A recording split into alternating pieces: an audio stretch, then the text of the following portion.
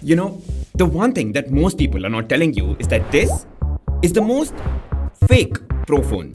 Think about it. It's got a Snapdragon 7 Gen 4 chip at 40,000. There are phones that give you 8s Gen 3 around this price. It can't shoot 4K 60 FPS.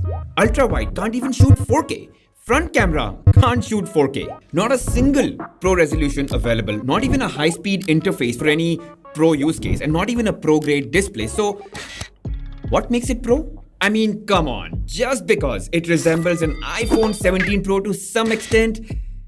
Nah, that can't be right. I'll tell you. Only because there is a Nothing Phone 4a. I mean, just the fact that there is a non-Pro version, the Phone 4a, with a slightly inferior chip, inferior design, inferior durability, is what lets nothing qualify this as 4a Pro. Here's the problem. Pro typically stands for professional, and there's nothing that this phone takes to a Pro level. So, hence, kind of a fake Pro. So should you just get the Nothing Phone 4a, or should you get some other phone for 40,000? Look guys, having said all of that, it's actually a very good looking phone and pretty unique in the entire smartphone industry. I mean, it's got a full metal jacket merging into this transparent plastic vibe. It looks super nice. And if you dissect it, we've got a camera system in there, a recording light, and a glyph matrix. What's awesome is that it's a complete redesign from the really bulky 3A Pro last year. Huge shift. And then compared to the phone 4a, the Pro definitely feels different because of that metal unibody. But just two things to be concerned about, that this is not the most durable phone. It's IP65, so it can take dips in shallow water, but nothing major. And second, like the Nothing Phone 4a, it's a big phone. It's large in size, it's wide, and it's not an easy, or rather, it's got an uncomfortable one-hand grip. But other than that, I think Nothing has really shown that even for a mid-range price, you can make phones that look incredible. Even that flat display, I think, looks really great. Sure, the bezels, I think they do poke at first, but because they're so symmetrical and the screen is so large, it kind of disappears the more you use it. It's also an HDR display, so technically it does support HDR content on YouTube and some OTT platforms, but not Netflix. And that's a bummer because, again, 40,000 rupees, I really think Nothing should have gone ahead and gotten that certification from Netflix. Anyway, outdoors, I think it's sufficiently bright, so no complaints given the price segment. Now, the glyph matrix is definitely a part of the whole deal, and while I know a lot of people are going to make this a big reason to buy this phone, I'm here to tell you, don't. It's a toy, and like all toys, it's fun, but it gets stale. It's fun because if your phone is upside down, you can see the time. Or if your phone is upside down, you can get a sense of how much your timer has progressed. Or if your phone is upside down, you can kind of get to know who's calling you. But I don't keep my phone upside down. Do you? I mean, I'm more concerned about scratching the display if I keep it upside down, so I'm guessing most times you're not going to do that. Having said that, there is some usefulness. Like, I can take a selfie knowing that I'm positioned well in the frame. It's got a built-in timer that tells me when that photo is going to be clicked. And sure, all of this is configurable from inside the control settings. You can, set the brightness levels, create rules for what it should show for specific notifications, and a lot more things as you can, see here. So sure, it's fun. There's some novelty, but nothing that should make or break your decision regarding buying this phone. Now guys, before I talk about the performance and the software, I think it's really important to talk about the cameras and how it compares to the Nothing Phone 4a, just to see how much better it is. Or worse. Because honestly, even hardware-wise, the cameras on both the phones are very, very similar. The primary camera is slightly brighter on the 4a Pro, but other than that, quite the same. But let's look at the camera samples. Comparing the primary photo samples, it seems like the Nothing Phone 4a generally takes better photos. It's got, more natural, warmer tones than the otherwise magenta tone on the 4a Pro, which kind of looks weird.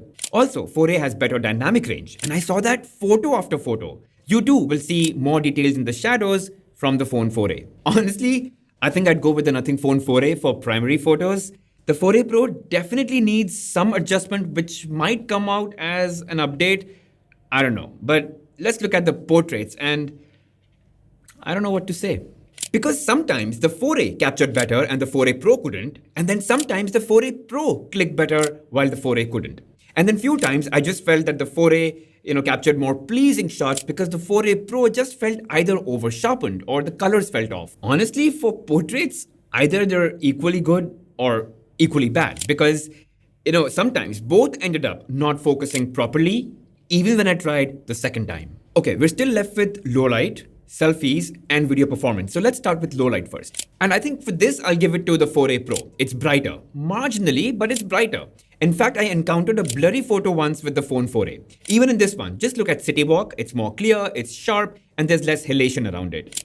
But just lesser halation doesn't mean that there's no halation. Both phones capture that plenty. But yeah, for low light, you could say that the 4A Pro is better. In fact, when we talk about selfies, I think there too, the 4A Pro did slightly better. I mean, you can compare, in terms of colors or details and even edge detection of that hair. It's sharper and more accurate on the 4A Pro photos. Finally, let's talk about videos. And as I said, the phone can't shoot beyond 4K 30 FPS, which is kind of ridiculous for a phone that costs 40,000 rupees in 2026 that it can't shoot 4K 60. But anyway, I took video samples from both. Let's check them out. So the 4A Pro might seem brighter at first, while the 4A might seem less bright. But if I'm being honest, 4A does feel more natural and better balanced. I mean, notice the browns, they look better in 4A. And now look inside the shops. You'll see just how faded the 4A Pro video is because of that slightly brighter capture, which is not getting balanced all that well. And as you get closer to a subject, I think both phones can maintain their focus on the subject well.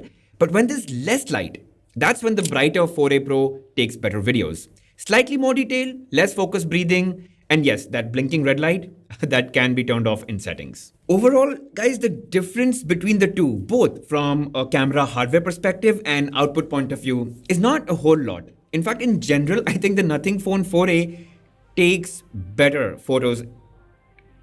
And it could just be a camera update that's pending on the 4A Pro that gets it up to speed or even better. But I don't know about that. So anyway, you now know what you need to know.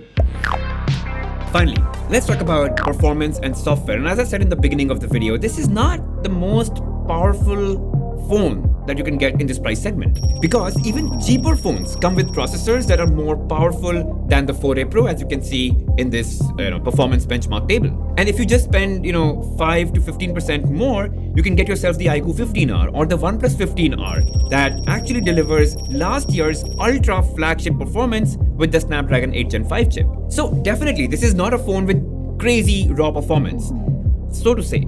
But very honestly, when you use it, it will feel absolutely fluid. Nothing OS 4.1 is big on optimization and what it can achieve with a slower processor. Even phones with faster processors can't achieve that. Look guys, I'm not going to cover Nothing OS 4.1 in great detail, except for the fact that it looks really different and in a good way. It's got its own unique spin on Android 16 and there's really nothing quite like it. It's highly customizable, it feels super smooth, and like I said earlier, it just grows on you slowly. But if you want to know more, I've covered that in some detail in my Nothing Phone 4A review, which you can catch here. I'll leave a link over here. And that will also help you decide whether you should get the phone 4A instead of the 4A Pro. But hey, I can guarantee you that it's a fun OS experience. Definitely not as feature-rich as Oxygen OS or Color OS, and definitely nowhere close to Samsung's One UI. Lastly, a quick word on the battery and charging. So it's got a 5400 mAh battery in India, and it's just about a day's battery. It's nothing more, nothing less. And it charges to 100% in just about an hour or so if you plug it with a 50-watt charger. And no wireless charging. So that's pretty much it about battery and charging. I mean, nothing great, nothing too bad. They could have gone with silicon carbon. They could have given more battery. I mean, there should be something that's going differently for this phone if you're charging 40,000 with the Snapdragon 7 Gen 4. But I guess it's okay from a battery perspective. So, final thoughts. Should you get the 4A Pro? Look guys, if you're deciding between this and the Nothing Phone 4A, get the phone 4A. Only go with the 4A Pro if you really like this design. Now, if you want better cameras and better performance, you can go with the iQOO 15R. It's a very close competing product around the same price. But yes, that comes with Origin OS 6.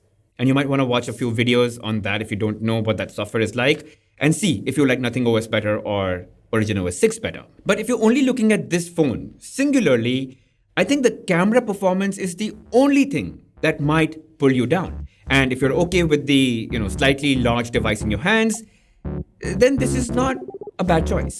The only reason that I will get this phone is because of its smooth performance and honestly, that design. But yeah, that's it about the 4A Pro. If you guys still have any questions, thoughts, comments, let me know in the comment section. I'll definitely help you out. And if you did enjoy watching the video, make sure you hit that like button, guys. Subscribe to the channel, hit that bell notification icon, and mark all. Really helps the channel grow. I'll see you guys in the next one.